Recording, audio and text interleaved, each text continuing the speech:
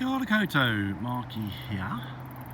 I'm going to give you a little bit of a view of where I am, as opposed to looking at my grizzled visage. I'll give you a little bit of a panorama.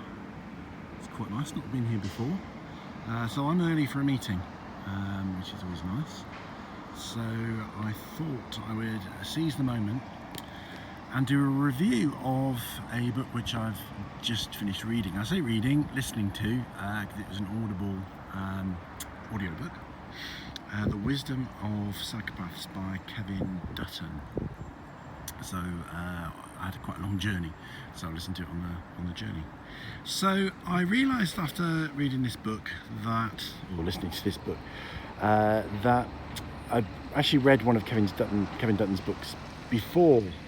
I just forgotten the name of the author, and the book was a similar title, which I can't exactly remember. I'll see if I can find it, put it in the description box below. So it was about the same kind of topic really, but it was co-written with Andy McNab.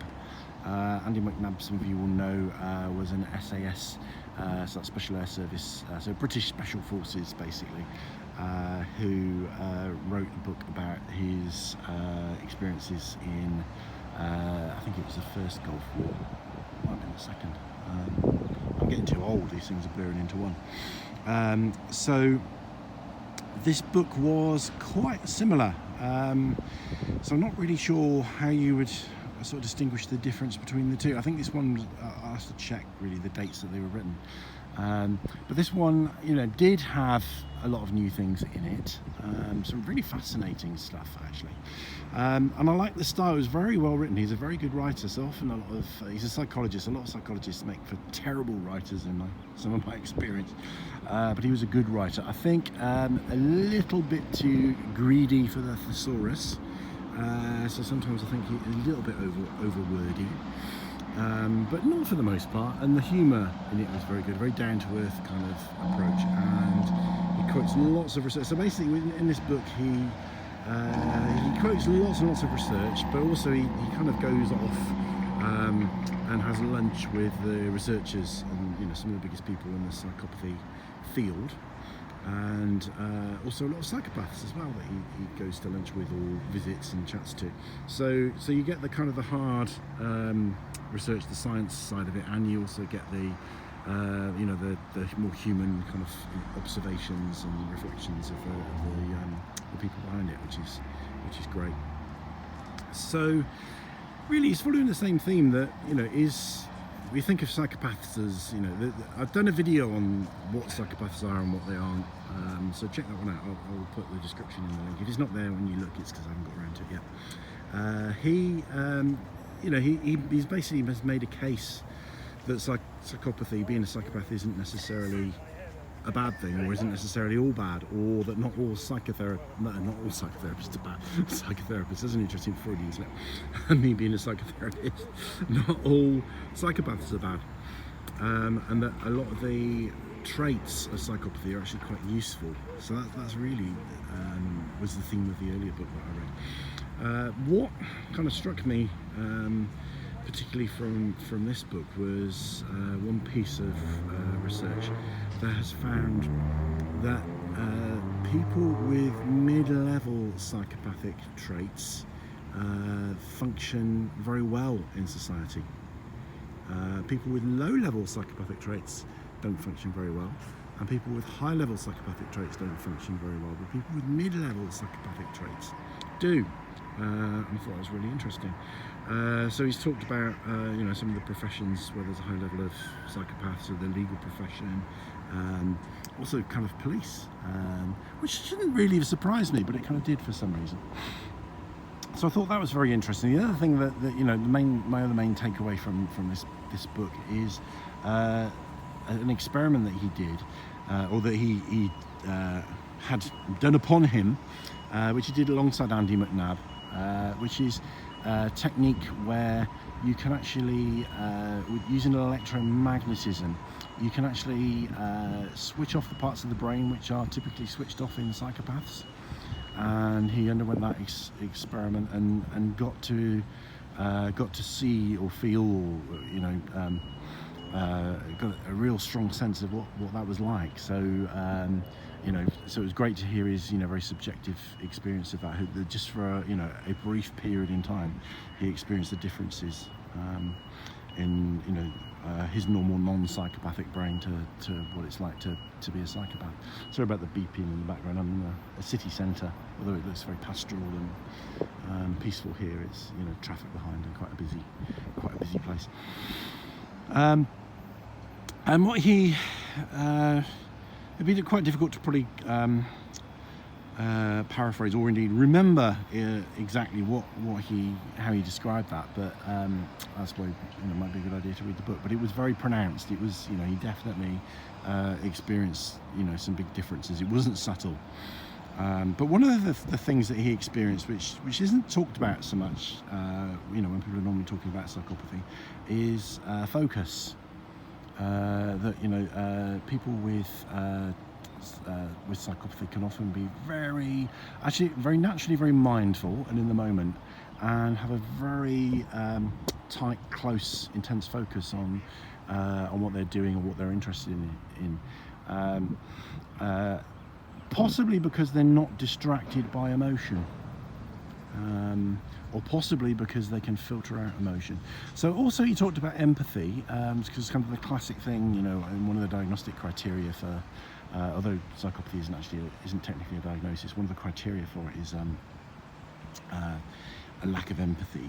But he kind of questions that and goes a little bit deeper into that, and actually says that in some ways they have enhanced empathy. It depends what you mean by empathy. Okay, and he talks about hot empathy and cold empathy. So hot empathy is so how can I describe this? So if somebody is telling you, let's say you're watching a video of something happening to somebody that's maybe, you know, quite unpleasant. So you know, let's say you're watching a video, a documentary, and it's, you know, showing somebody that's being given a cancer diagnosis, for example. Sorry if that's a bit of a trigger for anyone. So a psychopath or many psychopaths would actually have an enhanced understanding of, you know, what kind of emotions that person is going through, and they can read that, you know, not just from the situation and making guesses about the situation, but they can actually read people extremely well, and actually pick out vulnerability very well, which is, you know, for some violent and predatory psychopaths, that's how they select victims. But they would actually have a better understanding of most people of, you know, what might be going through that person's head, how they're feeling, you know, what they might do next, all that kind of thing. But it's what we call cold empathy. So they wouldn't be kind of experiencing those feelings themselves. Whereas somebody that's non-psychopathic would likely to have more hot empathy. So they would actually, you know, while watching that, they would experience the feelings. You know, they could become quite distressed watching the video. Whereas actually, you know, they did a lot of things in the books were experiments where they got psychopaths to watch, you know, horrific images on video, and with jarring music and white noise and all that kind of thing, and then measured all their, you know, like pulse and skin conductivity and all that kind of thing, and it was all kind of on normal. You know, it wasn't distressing them at all. So yeah, so the previous book, you know, talks a lot more, especially as it's written by Andy McNabb, who, you know, Special Forces, talking a lot more about how that's a real psychopathy can be a real benefit for certain professions, you know, like Special Forces, but also others. And in this one, he talks to a psychopathic surgeon who says that actually he's able to take himself into a really deep focus, you know, more so than most people would be capable of achieving, which he attributes to the psychopathy. Yeah, so interesting, but it seemed to have a bit of an abrupt ending. I was a bit caught out, you know, as I was driving along, and then it got to the end bit. That kind of took me a bit by surprise. So that's a kind of minor criticism. The Audible version of it I thought was very good. I'm a bit cross with Audible. I actually got a free 1 month's Audible membership. I found the whole site really difficult to navigate. I tried to get a book on there, and then I in the end I just had to unsubscribe, but they still billed me. So obviously I've gone over slightly over the month of free subscription, so they billed me and I've not got anything from them. And I actually watched this Audible version on YouTube. Somebody put it on YouTube, so you know, you can talk about the kind of ethics of you know, copyright, and you know, whether, you know, how naughty that is to put somebody's work for free on YouTube. But yeah, it's kind of, I felt like it was kind of justice for me, really, because I didn't get to any benefit from being on Audible, and I got charged. So the fact that I was able to watch an Audible on YouTube kind of made up for that a little bit. Very well narrated. Yeah, very good, really.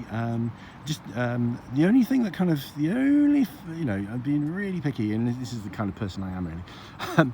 The only thing that, it was an American author, American narrator.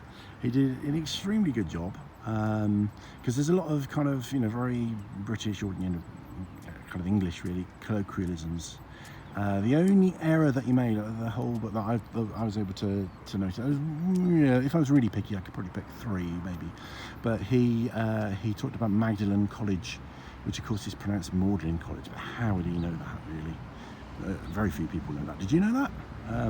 I kind of like knowing things like that and then being kind of very smug about it.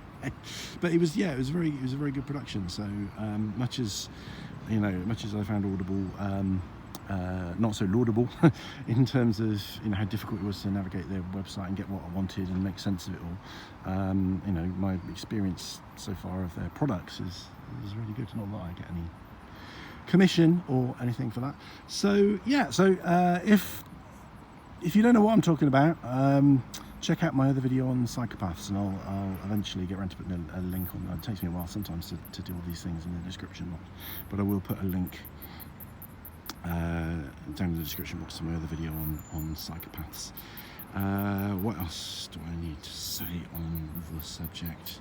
I always miss out the most crucial bit, and I end up putting it in that description box eventually.